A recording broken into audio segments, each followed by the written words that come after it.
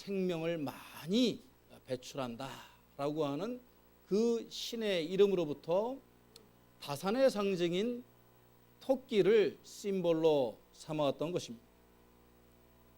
그런데 중요한 것은 이러한 영국과 독일과 많은 나라들의 이러한 봄철의 생명력을 찬양하는 이러한 속담과 전설들이 예수 그리스도의 부활의 사건 이후에는 하나의 단어로 통합이 되었습니다.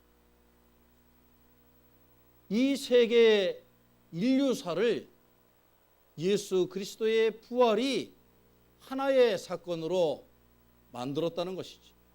그것은 우리가 오늘 아침에 예배드리기 전에 인사를 나눈 이스터라는 말입니다. 다시 한번, 그러니까 이 이스터라는 말은 쉽게 만들어진 말이 아니에요. 오랜 역사를 통해서 많은 크리스찬들의 노력과 신앙 고백을 통하여서 해피 이스터가 이루어진 줄로 믿습니다. 옆에 분한테 웃으면서 해피 이스터 한번 해주세요.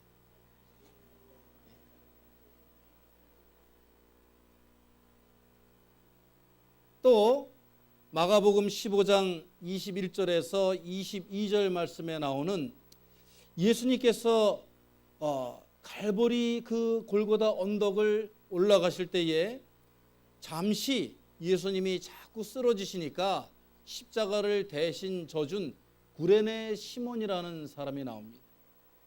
그 구레네라는 동네가 지금으로 얘기하면 아프리카 리비아 트리폴리라고 하는데, 그곳에서부터 유대인이기 때문에 예루살렘까지 와서 유월절을 지내려고 했던 이 구레네 시몬이 예수님께서 십자가에 달리시는 모습을 보고 너무너무 안타까워서 집에 돌아와 가지고, 그 사람이 원래 직업이 이 계란 장사였대요.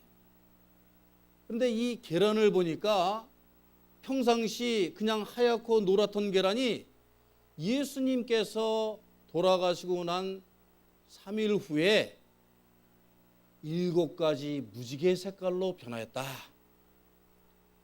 그래서 그때로부터 예수 그리스도의 부활의 때에 우리가 형형색색의 계란을 만들어서 이스터를 기념하게 된 것입니다. 그런데 실제적으로 성서의 역사나 이스라엘의 역사를 우리가 보면은 이 부활절의 원래 이름은 파스카라고 하는 겁니다. 즉 히브리어로 유월절이라는 말씀이죠. 예수 그리스도께서는 마지막 날, 우리가 오늘 성찬식을 할 터이지만 제자들과 함께 마지막 식탁 자리를 가지신 그 날이 바로 유대인들의 유월절이다 하는 거예요.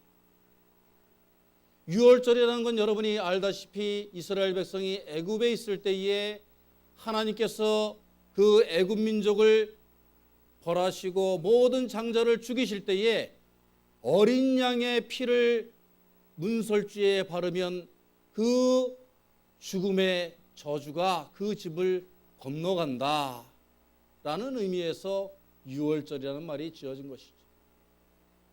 그런데 실제로 예수님은 자신의 피를 어린 양의 피로 들여서 이스라엘뿐만이 아니고 온 세상에 예수 그리스도를 주로 고백하는 사람들에게 사탄과 악마의 저주가 임하지 아니하고 죽음의 영원한 형벌이 임하지 아니하고 모든 하나님의 백성들을 영생의 삶으로 구원하시는 그 부활을 이루어내셨다. 그래서 이 부활절을 다른 말로 파스카 Day of the Resurrection 이라고 하는 것입니다. 이 이스터가, 오늘 우리가 드리는 이 예배가 여러분 한순간에 어떤 사람의 그 주장에 의해서 이루어진 것이 아니고 예수 그리스도께서 역사적으로 일으키신 부활의 사건을 많은 이 세상의 사람들이 고백하고 믿고 그것으로 구원받아서 오늘날 우리가 이 부활의 예배를 드릴 수 있는 줄로 믿습니다. 오늘 고린도 전서의 이 말씀을 두 가지로 우리가 요약해서 은혜를 받으려고 합니다. 첫 번째는 우리가 이 말씀을 통하여서 알을 깨고 나오는 자가 되라 하는 음성을 들으시기 바랍니다. 오늘 본문 19절의 말씀을 보면은 불쌍한 자라는 말씀이 나옵니다. 왜 이 바울은 불쌍한 자라는 뜻을 썼을까요? 그것은 부활에 대하여서 아직까지도 인간들이 유대교적인 전통과 자신의 인식과 사람의 감각과 경험에 의지한 1차원적인 상식의 틀에서 이 부활을 이해하려고 한다는 것입니다. 즉 다른 말로 이야기하면 우물한 개구리인 인간이 우물 밖에 나와보지도 않고 우물 밖을 평가하려고 한다는 것입니다.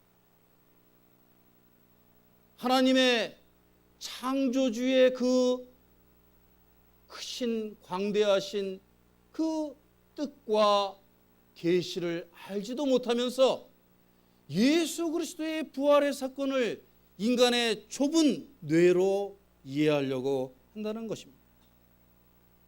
한국의 최고의 지성이라고 하는 이어령 선생이 내가 지성이라는 그 문턱을 넘기 전에는 예수 그리스도를 만나지 못했고 영생을 알지 못했고 예수 그리스도의 부활을 알지 못했지만 나의 딸이 암이 걸려 죽어가면서도 나를 그 지성이라는 문지방을 넘게 하였다라고 고백한 것처럼 우리들이 아무리 지성적으로 우리가 1차원적인 그런 삶을 아무리 경험적으로 많이 한다 할지라도 하나님의 부활을 예수 그리스도의 부활의 사건을 우리가 믿음으로 받아들이지 않는 한 그것은 죽어있는 자들, 불쌍한 자들의 그 모습이 된다는 것입니다.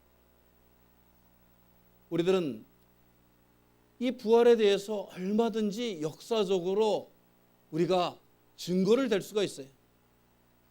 로마의 장군이었던 예수 당시의 요세푸스라는 이 장군은 나중에 역사 철학자가 되었는데 로마의 역사를 쓰면서 뭐라고 이야기를 했냐면 예수가 부활한 날로 추정되는 그때에 천지를 뒤흔드는 강한 지진과 천둥이 있어서 성전 동쪽 부리로 만든 육중한 문이 니카노르라고 하는 그 문이 열려서 모든 그 성문을 지키는 자들이 그 문을 닫기가 힘들었다라고 기록하고 있고 이제 탈무드에도 니고데모의 동료라고 하는 벤 자카이라고 하는 자가 이 유사한 사건을 기록하였는데 성전이 무너지기 40년 전 성전 서쪽 등불이 모두 다 꺼졌고 성전의 문들이 모두 다 활짝 열렸으며 6시간 동안이나 개기일식이 있어서 온 천지가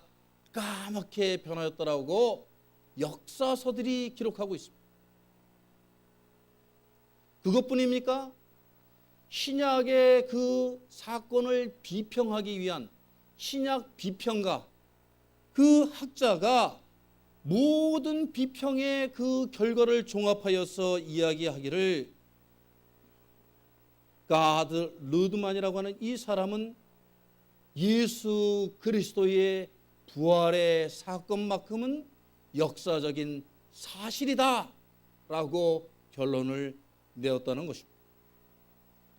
이것뿐입니까? 우리가 하나님의 말씀으로 가지고 있는 신약 성경에 보면은 10가지의 부활의 증거가 나오는데 거기에는 막달라 마리아의 목격과 제자들에게 돌아가는 여인들과 베드로와 엠마오로 가는 길에 제자들, 다락방에서의 10제자, 도마를 포함한 12제자, 500명에게 일시에 나타나심 모든 것들을 우리가 종합하여 보면 예수 그리스도의 부활은 지난주에 제가 토리노의 그 성의를 제가 보여드렸지만 아마도 이 불쌍한 자들, 이 잠자는 자들이 예수 그리스도의 부활을 인간의 인식의 영역에서 이해하려고 하기 때문에 하나님께서 조금씩 우리들에게 그들도 구원받아야 되기 때문에 과학적이고 역사적인 증거들을 보여주고 계신 줄도 모르겠습니다. 그러나 여러분, 여기서 우리들은 요한복음 20장 29절의 말씀, 예수님께서 도마에게 이르시되 너는 나를 본고로 믿느냐? 보지 않고 믿는 자들이 복되도다 하신 그 말씀을 믿음으로 고백하시는 이 부활주일이 되시길 주의 이름으로 축원합니다. 과학적인 증거를 들이대고 이래도 못 믿겠냐? 이래도 납득이 안 갔냐? 이래도 이것을 역사적인 사실로 받아들이지 못하느냐 하는 그러한 강요에 의해서 내가 내 이 좁은 인식과 경험, 그 나의 일차원적인 상식에서 예수 그리스도의 부활을 받아들이려고 한다면 그것은 불쌍한 자들에 속한다는 말씀입니다. 제가 부활절에 대해서 조사를 하다 보니까 서울에 있는 이화여고 3학년 그 선반에 그 푼이 나왔는데 뭐라고 되어 있냐면은 스스로 깨면 병아리, 남이 깨면 후라이.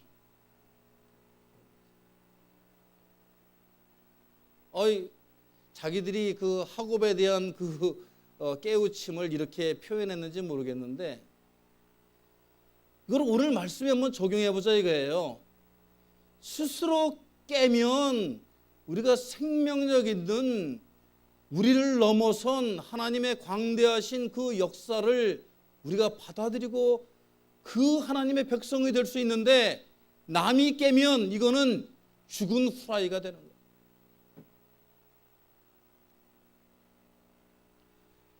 그렇습니다.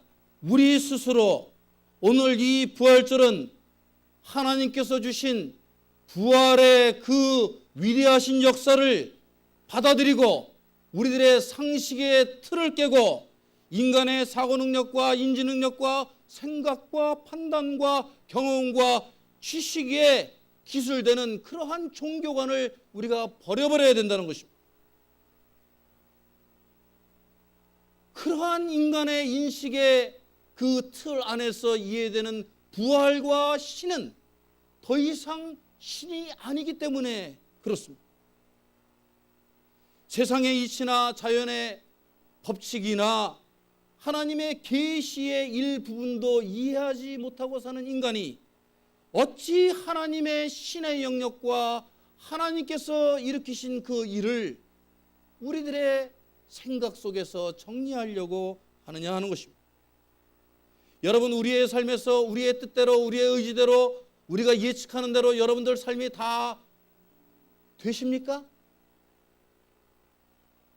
내가 아무리 내 삶에 대해서, 내 사업에 대해서, 내 가족에 대해서, 내 일상에 대해서 내가 가야 하는 그 GPS의 루트에 대해서 너무 잘 알고 있지만은 그것 하나도 알아맞히지 못하고 예측하지 못하고 어려운 상황에 쌓이는 저희들이 어떻게 하나님의 부활의 사건을 나의 상식의 범주에서 이해하려고 하느냐 하는 것입니다.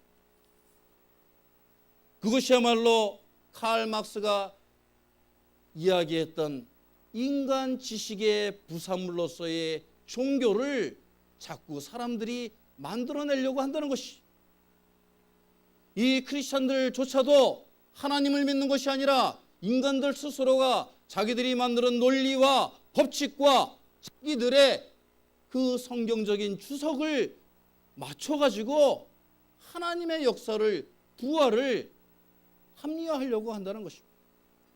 저는 이러한 인간적인 종교관을 우리가 버려야 한다고 생각을 합니다. 부활은 많은 의심하는 자들에게 하나님께서 주신 기회요 구원의 길인 줄로 믿습니다. 그러므로 우리가 히브리서 1장 1절로부터 2절까지의 말씀, 믿음은 바라는 것들의 실상이요 보지 못하는 것들의 증거니, 그 다음에 2절에 이어지는 말씀을 여러분이 주목해야 됩니다. 선진들이 이로써 증거를 얻었느니라. 아멘. 선진들이, 조상들이 이미 이 부활의 석군을 믿음으로 그들이 세상에서 살다가 먼지와 같이 흩어지는 자들이 아니고 하나님의 백성들로 살다가 부활을 믿고 고백하고 영접하였더니 그들이 하늘나라 백성으로 영생의 삶을 살게 되었노라고 성경에 기록되어 있고, 우리들에게 이 고백을 믿으라고 오늘 말씀하시는 줄로 믿습니다. 이 부활절에 우리들이 진정 그런 상식을 내려놓고 인간의 자기 포장과 가식의 껍질을 벗을 때에 정말 철저하게 우리가 나는 그것을 믿는다고 하면서도 내가 이해가 안 가기 때문에 그것을 믿지 못하는 철갑옷과 같은 단단한 나의 그 인식의 틀을, 그 알을 깨트려 버릴 때에, 그때에 나의 취약함과 사악함과 거짓됨이 하나님의 영광의 빛에서 녹아지고 내가 하나님의 그 역사적인 예수 그리스도의 부활의 사건에 동참하는 증인들로 바로 설 줄로 믿습니다. 오늘 20절에서 21절의 말씀을 통하여서 하나님께서는 우리들에게 부활을 선포하는 자가 되라고 말씀하고 계십니다. 여러분, 이 부활이 그런 사람들이 있어요. 아우, 예수쟁이들, 교회 다니는 사람들만 뭐 부활하셨네, 해피 이스터, 뭐 난리를 치지, 우리 세상 사람들하고 무슨 상관이야, 저게 나하고 무슨 상관이야, 이렇게 비크리스천들은 이야기를 합니다. 그런데 그런 분들은 세계사의 역사와 교회사를 잘 알지 못하는 무식한 소리를 하는 거예요. 부활의 증인들이 이제 그 카타콤이라는 데서 땅 밑에서 그 신앙을 지키다가 부활의 증인들로 세상 밖으로 나와서 로마를 변화시켰습니다. 그 사람들의 회심과 변화가 세상에 미션을 이제 주어서 정말 예수 그리스도께서 이 세상을 변화시키는 나라들의 변혁을 일으켰습니다. 예수 그리스도의 이름으로 선교하는 그 선교를 통하여서 모든 나라가 발전하였고 죽어가는 영혼들이 살았고 이 세상이 멸망의 불구덩이에서 오늘도 살아있을 수 있는 이유가 예수 그리스도의 부활을 믿는 자들이 이 세상을 구원하였기 때문인 줄로 믿습니다. 여러분, 우리 한국의 역사만 여러분들이 보셔도 알 수 있어요. 한국의 근대화와 기독교라는 성인들의 혁명이라는 The Revolution of the Saints라고 하는 그 논문을 쓴 유종기라는 분이 뭐라고 얘기를 했느냐면 17세기 중국에서 이 천주교가 그 당시 처음 전파되었는데 이 사람들은 예수 그리스도의 부활의 사건, 자신들의 믿음을 지키기 위해서 절두산이라는 데에서, 여러분 절두산 아세요? 그 한강변에 있는 그 절두산 성역이 있어요. 그 단두대에다가 자기의 목을 내놓고 수백 명이 목이 잘려가면서 그 믿음을 지켰어요. 여러분, 그 믿음의 희생의 대가로 한국이 유교의 억압에서 벗어난 줄로 믿습니다. 그들이 희생하고 그 다음에 토마스 아펜젤러 언더우드 그리고 많은 선교사들이 들어와서 한국의 신분 제도를 변화시켰어요. 제가요 어느 목회자 모임에 갔는데 목사님이 요즘에 이상하게 저하고 조씨 가문을 많이 만나요. 우리 교회도 조씨 분들이 많은데 저한테 그냥 이상하게 따라붙으면서 한양조씨라고 그러니까 어디 파냐고 그리고 몇 대 손이냐고 계속 물어요. 참 목사님이 참 그런 무슨 시족 족보를 연구하시나 그래가지고 그냥 귀찮지만 가르쳐 드렸더니 그분이 괜히 물어봤다는 듯이 아이고 우리 할아버님 되시네. 그럴 걸 뭐 하려고 물어봐. 한국 사람들은 사실요, 이 기독교가 들어와서 하나님의 복음이 들어와서 예수님의 부활의 증인들이 이 한국을 개혁시키지 않았으면 아직까지도 쌍놈 양반 따지는 그러한 나라가 됐을 것입니다. 그것은 뭐예요? 자기는 죄가 없지만 영원한 그 원죄의 틀에 매여가지고 속박의 삶을 살 수밖에 없는 그러한 엄청난 암흑의 삶에서 그 백성들을, 그 민중들을 부활의 신앙인들이, 부활의 증인들이 구원해낸 것입니다. 할렐루야.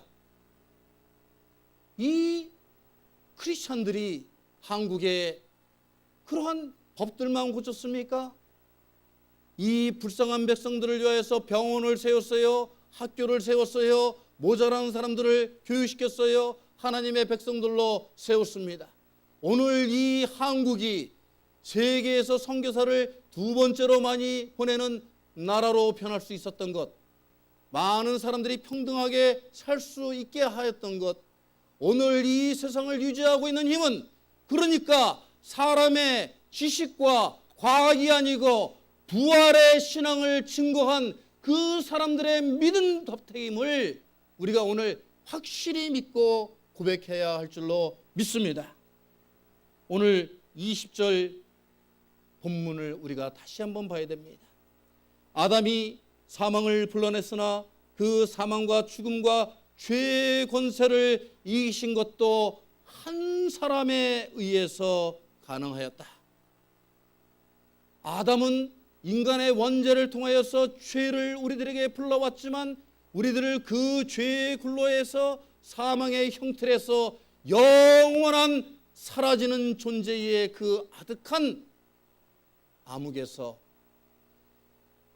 동굴을 벗어나 빛의 자리로 영원한 생명으로 우리들을 초대하시고 이 어둠의 역사를 이기신 분은 누구를 통하여?